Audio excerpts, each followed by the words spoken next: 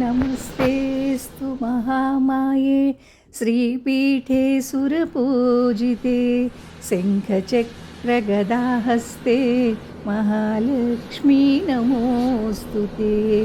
नमस्ते गरुडारूढे डोलासुरभयङ्करी सर्वपापहरे देवी महालक्ष्मी नमोऽस्तु ते। सर्वज्ञे सर्ववरदे सर्वदुष्टभयङ्करी सर्वदुःखहरे देवी महालक्ष्मी नमोऽस्तु ते। सिद्धिबुद्धिप्रदे देवी भुक्तिमुक्तिप्रदायिनी मंत्रमूर्ते सदा देवी महालक्ष्मी नमोऽस्तु ते।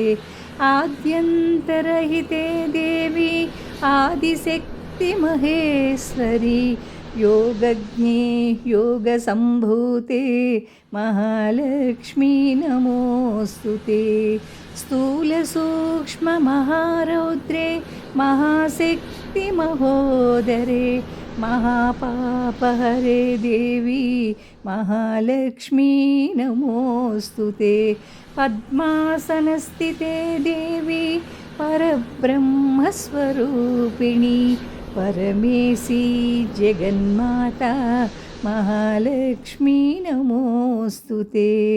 श्वेताम्बरधरे देवी नानालङ्कारभूषिते जगस्थिते जगन्माता महालक्ष्मी नमोऽस्तु ते।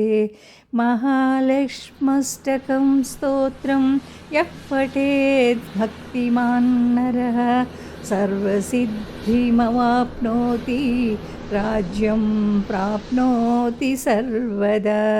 एककाले पठे नित्यं महापापविनाशनं द्विकालं यः पठे नित्यं धनधान्यसमन्वितः त्रिकालं यः पठे नित्यं महाशत्रुविनाशनं महालक्ष्मीर्भवेन्नित्यं प्रसन्ना वरदा शुभा। ఈ వీడియో మీకు నచ్చినట్లయితే లైక్ చేయండి, షేర్ చేయండి, సబ్స్క్రైబ్ చేయండి, బెల్ ఐకాన్ని క్లిక్ చేయండి. Thank you for watching.